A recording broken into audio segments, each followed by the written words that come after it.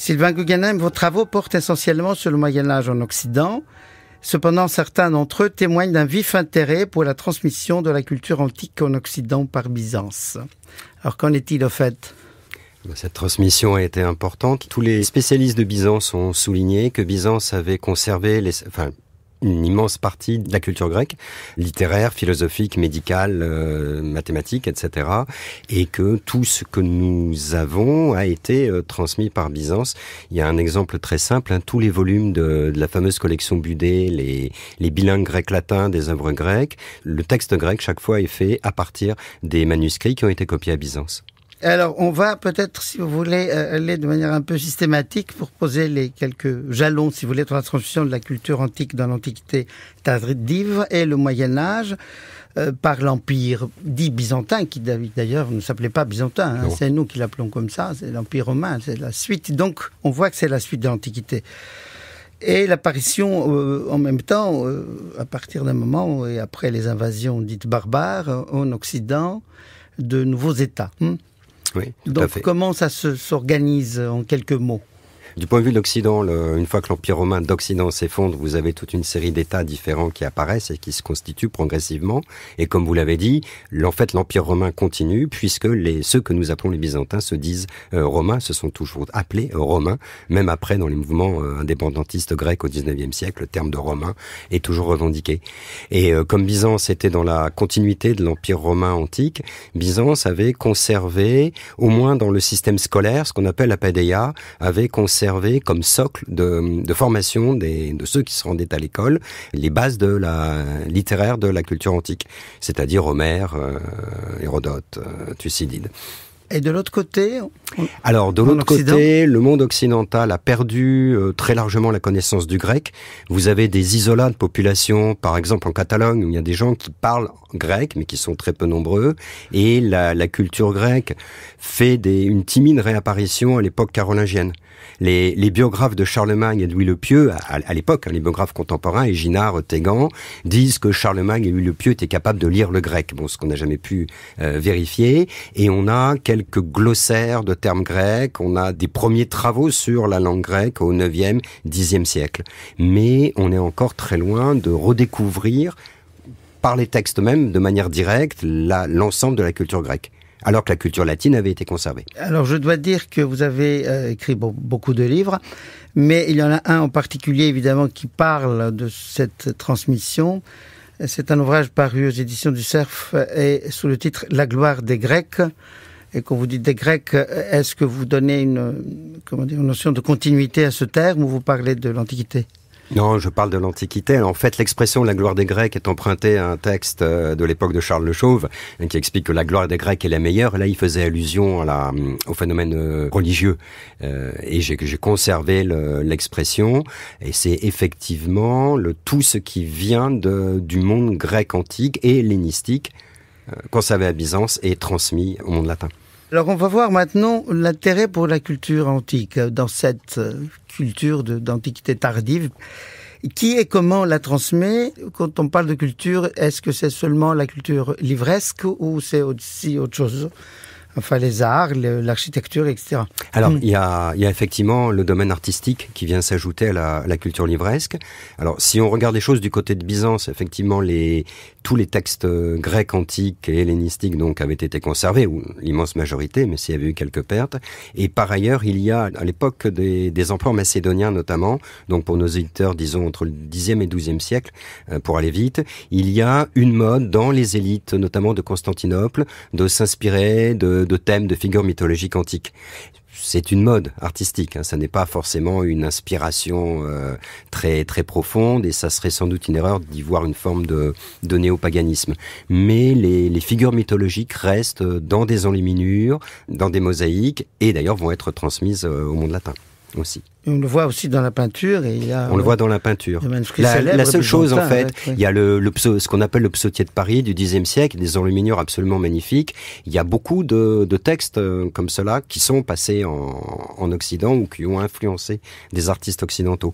Il y a une seule chose qui n'a finalement pas été transmise du point de vue artistique, ce sont les icônes. Il n'y a pas d'inspiration des icônes, à ma connaissance, dans le monde roman entre le Xe et le XIIIe siècle en Europe. Parce qu'il n'y a pas eu réception peut-être théologique. Et Tout donc, à fait. Voilà. Ouais. Les icônes sont liées à une forme de spiritualité. Il n'y a pas le support spirituel et théologique, évidemment. Tout à fait. Alors bon, on en vient aussi un peu au rôle de l'Église, des deux côtés d'ailleurs, je dirais, des centres monastiques aussi, ou les grandes bibliothèques patriarcales ou autres. Alors à Byzance, il y a des bibliothèques pas comme aujourd'hui, c'est pas des bibliothèques d'État comme on le conçoit, mais il y a des bibliothèques impériales, des bibliothèques patriarcales, etc. Voilà, tout à fait. C'est les deux plus importantes. Et c'est là qu'a été conservé en fait l'essentiel des manuscrits antiques, même si on pouvait en trouver quelques autres ailleurs, à Thessalonique par exemple, mais l'essentiel a été conservé à la bibliothèque du patriarcat et la bibliothèque impériale, oui. Et peu à peu plus tard, évidemment, dans les grands monastères, et puis il y a même des empereurs qui ont légué leur bibliothèque, leur fonds. Tout à fait. Jean Cantacuzène a légué au monastère de Vatopédie, oui, tout à fait. Alors, qui copie ? Alors, qui copie? C'est une très bonne question. Des individus qui travaillent sur commande, des lettrés évidemment, qui copient directement ou qui font copier en faisant appel à des scribes. On a quelques noms de personnages. Il y a eu peu de copies dans le monde des moines, mais on connaît un moine, Éphrem, au Xe siècle, qui a copié des ouvrages de Plutarque, Thucydide, Polybe, quelques textes d'Aristote. L'un des plus grands copistes, et en fait l'un des plus grands ateliers de copistes, parce qu'il ne devait pas travailler sans doute tout seul, c'est au milieu du XIIe siècle, un certain Ioannikios, qu'on connaît comme grammairien, dont la vie ne me semble pas très très bien connue. Difficile de savoir s'il était clerc laïque. Il aurait travaillé, entre autres, aussi en collaboration avec l'un des traducteurs directs du grec en latin, Burgundio de Pise. Donc là, il y a des éléments qui sont vraiment importants. Il y a des copies qui ont été commandées aussi dès le milieu du IXe siècle par le patriarche Phocios, qui avait une immense bibliothèque et qui a laissé justement un catalogue très impressionnant de, je crois, 257 ou 260 ouvrages qu'il détenait et dont on a perdu une partie d'ailleurs. Et qui n'est pas la totalité parce qu'il écrit au début à son frère qu'il fait des résumés de ce qu'il a lu en l'absence du frère pour faire plaisir au frère qui n'était pas là. Voilà ce qu'on a lu en ton absence. Oui. Ce qui veut dire que ce qu'il y a dans la bibliothèque n'est pas tout ce qu'il a lu. Exactement. Et par exemple, dans ces bibliothèques ne figure pas Homère, alors qu'il est évident qu'il a lu Homère. Mais il ne le met pas parce que pour lui ça va de soi. Et puis là, voilà. Donc Photius qui était un grand homme d'État aussi, il faut dire, et qui était un patriarche, la personnalité très forte d'ailleurs, et qui a suscité en Occident plusieurs tensions, on va dire, même pour le dire gentiment. Et puis, évidemment, il y a son disciple Arétas. Oui, Arétas qui a laissé dont on sait qu'il a fait copier, je ne sais pas s'il a copié lui-même, mais qui a fait copier beaucoup de manuscrits antiques, qui en a peut-être commenté quelques-uns, il faudrait je revérifie ça, mais qui est, on peut dire, oui, et puis il y a des notes lettré humaniste. Oui, voilà, il y a des notes sur des manuscrits de Platon, je crois, d'Arétas lui-même, voilà. Tout à fait. Donc un archevêque de Cappadoce, il est devenu. Oui.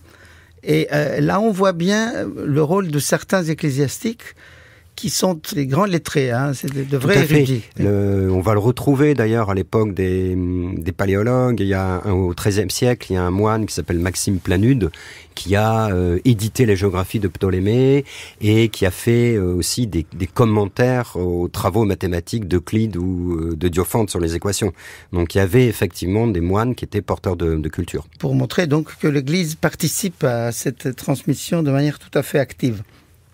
Nous revenons à notre entretien avec Sylvain Guggenheim sur Byzance et la transmission de la culture antique à l'Occident. Alors, maintenant, on va parler un peu des centres en Occident. Il y a des centres en Occident, et très souvent, ce sont des monastères d'ailleurs. Et parce que la transmission nécessite toujours deux pôles. Ça ne se fait pas d'un seul côté. Alors, qui, comment et pourquoi copie en Occident ?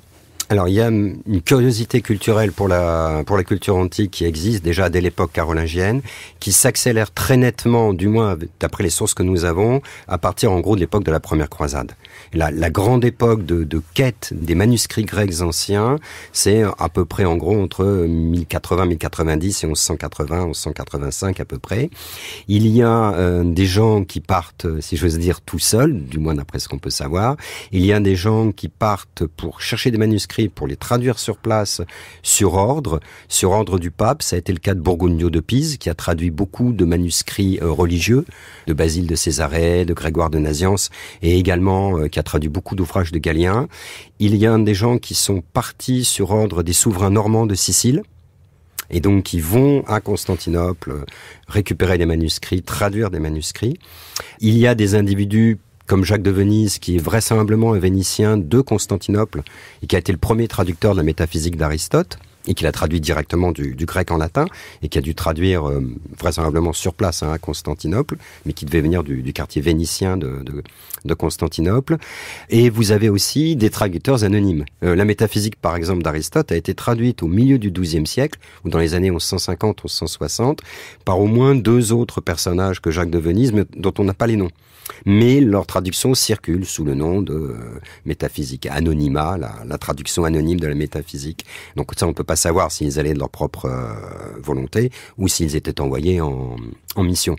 Donc vous avez aussi en fait toute une série d'éléments qui viennent du fait que entre Constantinople et le monde occidental, ce qu'on oublie souvent quand on étudie le Moyen-Âge, vous avez énormément de gens qui circulent. Vous avez des ambassadeurs. Nicolas Drocourt a fait une thèse sur les ambassadeurs à Byzance qui est remarquable. Vous avez des marchands, vous avez des mercenaires, vous avez des pèlerins. Donc il y a beaucoup de gens qui circulent. Alors ils ne sont pas tous intéressés évidemment par la philosophie ou par la médecine. Encore pour la médecine, il pourrait y avoir un intérêt plus immédiat. Mais ils ont aussi rapporté des influences artistiques, bien évidemment. Dans un certain nombre de monastères européens, ou auprès de certains clercs européens, on a donc copié des manuscrits ou on les a commentés. Et c'est ce qui est arrivé notamment, il y en a beaucoup en Normandie, il y en a eu au Mont-Saint-Michel, il y en a à Coutances également. On a un théologien célèbre du XIIe siècle, Jean de Salisbury, qui, dans les années 1160, écrit à l'archidiacre de Coutances, on a la lettre, et qui dit dans cette lettre, voilà, j'ai des traductions d'Aristote qui ne sont pas excellentes, notamment d'un texte important pour construire des raisonnements, les seconds analytiques, et qui dit, voilà, je voudrais bien avoir une autre traduction que tu as, et je voudrais aussi avoir des commentaires que tu as. Ça, on ne sait pas si les commentaires ont été faits par des moines à Coutances ou si c'est la traduction de commentaires faits par des Grecs byzantins eux-mêmes et qui auraient été transmis en Normandie. On sait que dans l'entourage d'Anne Comnène, ça a été étudié notamment par Michel Kakouros. Vous avez des lettrés byzantins qui ont littéralement inventé la méthode du commentaire de documents. Au lieu d'écrire sur les manuscrits des petites remarques en notes, en glose, ils ont composé des commentaires qui formaient des livres à part, comme nous maintenant nous faisons des livres à part du texte original. Et ça se fait dans les années 1110-1120, donc très très tôt. Et il est possible que certains de ces commentaires, on en a des traces, en tout cas, soient parvenus aussi en Occident. Alors, dans ce cas, nous avons des textes grecs qui parviennent en Occident. Bon, la connaissance du grec n'est pas très développée en Occident, ou pas du tout parfois même. On traduit donc en latin. Et on passe du grec au latin directement.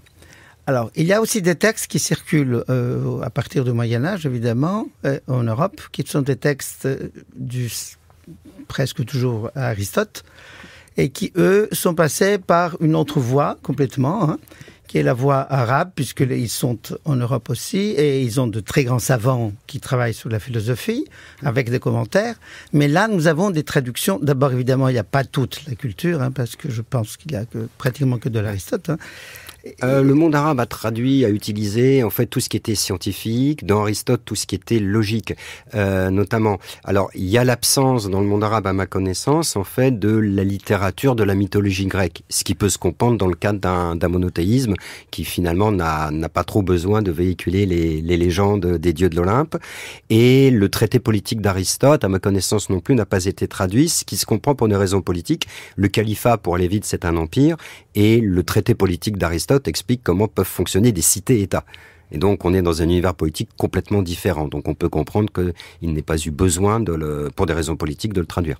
D'accord. Et puis là, il y a aussi une autre question, je dirais plus philologique peut-être, celle des plusieurs tranches de traduction. Parce qu'on ne passe pas directement du grec au latin, puisque ces textes finissent, même par le moyen des Arabes, finissent en latin, évidemment. Mais auparavant, ils ont été traduits en syriaque la plupart du temps, puis en arabe, voilà, puis en latin. Voilà. Donc, oui, plusieurs couches de traduction qui, parfois, évidemment, font apparaître une pensée peut-être différente, parce que nous savons que chaque traduction est quand même une interprétation. Oui, on a des exemples. Il y a des articles de savants là, contemporains qui ont analysé les déformations qui avaient lieu à la suite de ces séries de traductions successives.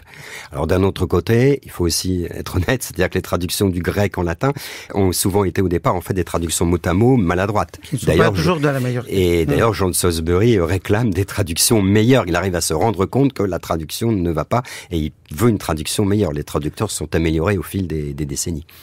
D'ailleurs, nous savons très bien qu'au moment de l'iconoclasme, chez Charlemagne, dans la cour de Charlemagne, les théologiens traduisent mal et ça conduit à des quiproquos théologiques qui ont causé beaucoup d'ennuis. Alors évidemment, la qualité de la traduction est toujours quelque chose de très important. Alors, vous avez parlé de la transmission. Alors, ce mouvement, est-ce qu'on peut parler de mouvement déjà à cette époque-là, autour du Xe, XIe siècle, etc., ou ce sont, d'une manière générale, des cas particuliers? Je dirais que c'est un ensemble de cas particuliers. Ça n'est pas un mouvement au sens où il n'y a pas eu un pôle moteur qui a tout organisé, mais il y a une série de convergences de cas particuliers. Ça se voit dans la transmission, si on peut en dire un mot, des œuvres d'art. Il y a très clairement les spécialistes d'histoire de l'art, je pense aux travaux d'Elisabeth Vergnol, Patricia Stirnemann, Philippe Plagneux, etc., ont bien montré que 11e, 12e, 13e siècle, il y a une très très forte influence notamment de la peinture byzantine. Alors on le sait pour Venise, c'est évident, mais c'est vrai aussi dans le cas de fresques à Cluny, dans la cathédrale du Puy, c'est vrai dans des enluminures, c'est vrai dans des travaux d'orfèvrerie aussi dans la Belgique actuelle, si on veut. C'est vrai aussi, je pense à un autre orfèvre, Nicolas de Verdun, etc. Il y a, à l'époque romane, il y a vraiment une très très forte influence artistique du monde byzantin dans le monde roman, particulièrement en France, mais en Allemagne aussi, importante. En France, ça se voit aussi dans les littératures. Chrétien de Troyes, où toute la production littéraire de la cour de Champagne, où on crée des romans, on écrit des romans, et ces romans sont souvent les décalques ou de romans grecs antiques ou hellénistiques, ou de romans byzantins, où on pourcadre la cour byzantine. Donc il y a un attrait pour ce monde byzantin et pour la culture qui en vient. Alors ça va devenir un mouvement plus tard. Oui. Après la 4e croisade, on va dire, après l'occupation de Constantinople par les Latins, et même le retour des Byzantins à Constantinople, et puis toute cette fuite lente du savoir byzantin, donc antique aussi, de cette tradition pendant la période des paléologues à Byzance. Il y a certaines étapes comme ça, le concile de Florence par exemple, qui est une grande étape. Ouais. Il y a énormément de manuscrits, ça on le sait, qui arrivent au fur et à mesure que l'Empire byzantin se rétracte face aux guerres qui sont remportées par les Turcs, et des gens comme Manuel Chrysoloras, comme Bessarion, qui devient catholique, qui change de religion, mais qui apporte tous ces manuscrits. Et on pense, c'est notamment qui a légué sa bibliothèque à Venise, et à ce moment-là, on sait qu'au XVe siècle, une très grande partie à ce moment-là des manuscrits grecs conservés jusque-là à Byzance arrivent en Europe, mais là c'est vraiment lié à un contexte géopolitique tout à fait particulier. Écoutez, le sujet est passionnant, et puis évidemment, il faut lire votre livre, donc, La gloire des Grecs, paru au Cerf en 2017, et puis travailler beaucoup sur cette question merveilleuse de la transmission du savoir antique, et sur le rôle de Byzance là-dedans, et en particulier l'Église byzantine, qui a tellement contribué à cette transmission. Sylvain Guggenheim, merci. C'était Byzance et la transmission de la culture antique à l'Occident. Ainsi prend fin Orthodoxie, une émission sous l'égide de l'Assemblée des évêques orthodoxes de France, proposée par Alexis Chrysostalis. Réalisation François Connac. Prise de son Nicolas Depas-Graff.